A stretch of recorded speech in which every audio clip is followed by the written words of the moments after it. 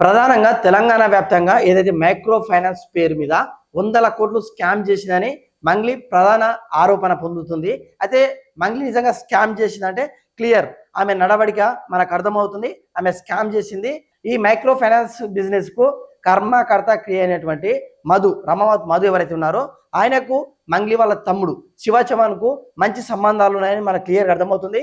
కేవలం 10 నెలల క్రితం మంగ్లీ బర్త్డే ఏదైతే రీసార్ట్లో చేసిర్రో ఆ ఫారెన్ మందు కానీ డ్రగ్స్ కానీ వీటన్నిటి కూడా ఖర్చు మధునే పెట్టుకుండు.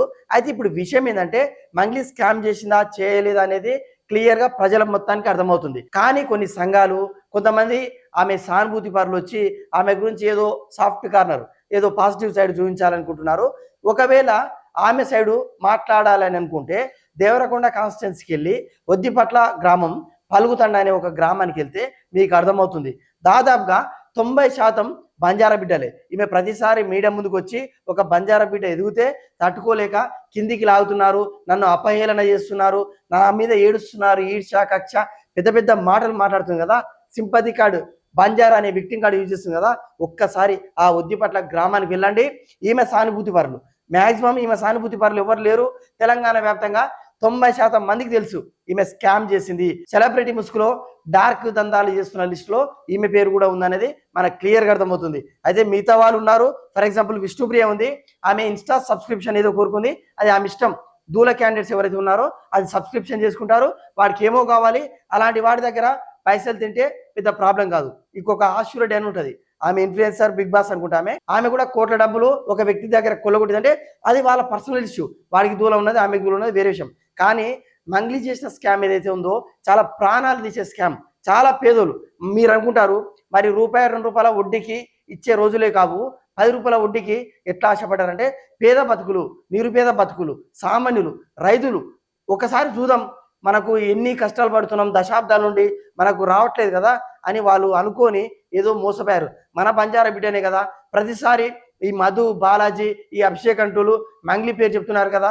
వేరెక్కడైనా ఇన్వెస్ట్ చేస్తున్నారో, సిమెంట్ ఫ్యాక్టరీ పెడుతున్నారో అందులో మనకు వాటా ఉంటుందేమో, ఎప్పుడు కార్మికులాగానేనా మనం కూడా ఓనర్స్ ఏమో, చాలా చాలా చాలా కలలు కన్నారు. ఒక్కొక్కరు లక్షలు చుట్టాల నుంచి లక్షలు తీసుకొచ్చి పొలాలమ్మి లక్షలు తీసుకొచ్చి పుస్తకాలు తాడమ్మి లక్షలు తీసుకొచ్చి కోట్ల రూపాయలు ఆమెకి ఇచ్చిరు. అఫ్ కోర్స్ వాళ్ళది అత్యాశనే ఉండొచ్చు, కానీ మంగ్లీ చేసిన స్కామ్ దానికి సపోర్ట్ చేస్తున్న కొంతమంది విధవలు, మరీ ముఖ్యంగా ఎప్పుడు బడుగు బలైన వర్గాల వైపు ఉంటా నేను ఇండిపెండెంట్ జర్నలిస్ట్ అని చెప్పి తులసి చందు ఆమెను తీసుకొచ్చి ఈ బంజారా బిడ్డలు ఎవరైతే మోసపోయారో ఆమె తరపున వాళ్ళందరి తరపున మాట్లాడుతుందేమనుకుంటే మంగ్లీని తీసుకొచ్చి ఆమె ఏం చేసింది, పాటలు పాడిస్తుంది. తులసి చంద్ గారు సిగ్గుండాలి కదా. మళ్ళీ నెక్స్ట్ ఇంకొక వీడియో చేసింది. అంటే మొత్తం కంప్లీట్గా డైవర్షన్. మధుకు బాలాజీకి సంబంధం ఉంది, మంగ్లీ శుద్ధపూస అని చెప్పే ప్రయత్నం తులసి చంద్ ఎందుకు చేస్తుందో అర్థం కావట్లేదు. ఇప్పుడు చాలా మంది తెలంగాణ శ్యామ్ లాంటి వాళ్ళు మా బంజారా బిడ్డలకు ఎవరికైనా అన్యాయం జరిగినా, మా దళిత బిడ్డలకు అన్యాయం జరిగినా నేను ముందుంటా అంటాడు కదా.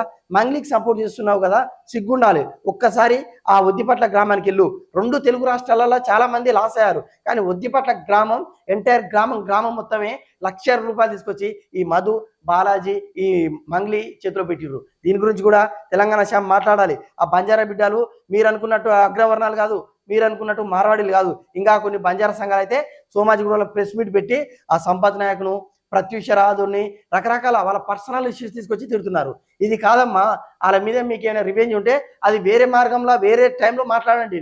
ఇప్పుడు వాళ్ళు సంపత్ అండ్ ప్రత్యూష రాధుడు డైరెక్ట్ వాళ్ళ ఊరికి వెళ్ళి ఆ బంజారా బిడ్డలకు మద్దతుగా మాట్లాడుతున్నారు. మీరు ఆ బంజారా బిడ్డలకు మద్దతు ఇవ్వకపోగా సిగ్గు లేకుండా ఆ సంఘం అని పేరు పెట్టుకొని స్కామ్ చేసి 200 కోట్లు అంటారు, 500 కోట్లు అంటారు, 1000 కోట్లు అంటారు. అన్ని కోట్లకు పడగనెత్తిన మంగ్లీకి మీరు సపోర్ట్ చేస్తున్నారంటే డెఫినెట్గా మీరు బంజారా బిడ్డలని చెప్పుకోవడానికి కూడా సిగ్గుపడాలి. సో ఎంటైర్ ఈ ఇష్యూలా మంగ్లీ స్కామ్ చేసింది. ఈ స్కామ్ చేసిన అనేది క్లియర్గా అర్థమవుతుంది. స్కామ్ చేసిన ఈ మంగ్లీకి సపోర్ట్ చేస్తున్న విధవల గురించి మీరేమనుకుంటున్నారో కామెంట్ చేయండి.